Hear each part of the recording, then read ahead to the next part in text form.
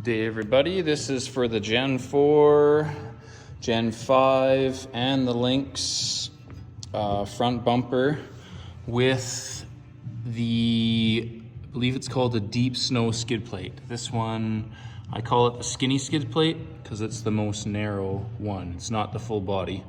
So this one has this plate that will mount underneath this way, and we'll sandwich on there with this on the back and mount to the bottom of the bumper down in these two holes.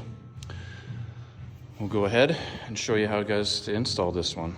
So we've already gone ahead and taken off the hood. Don't think I need to explain that to you guys how to do this, but you got a couple rivets, 2 rivets up front, and then a couple bolts that thread into the stock bumper.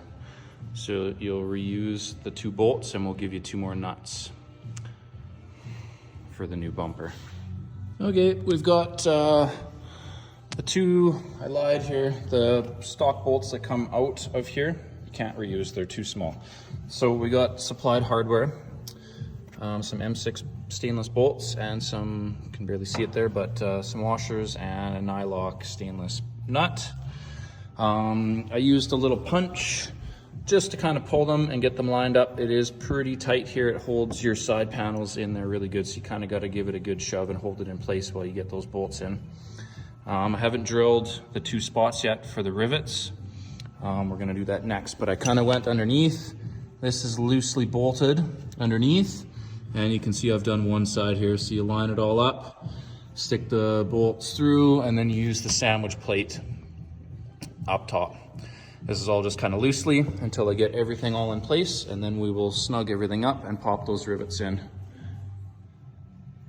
All right, some of the tools we didn't talk about here. We got 10 mil socket, 10 mil flat wrench, number 4 metric Allen, the punch. Like I said, you don't really need that, but just helps get that front bolt in.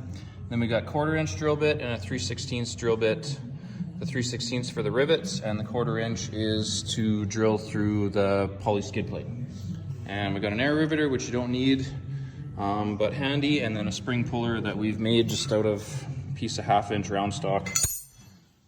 And everything's tightened up. Rivets are in, 2 rivets, and we're all bolted underneath. See the sandwich plate in there. Now it's just a matter of putting the hood back.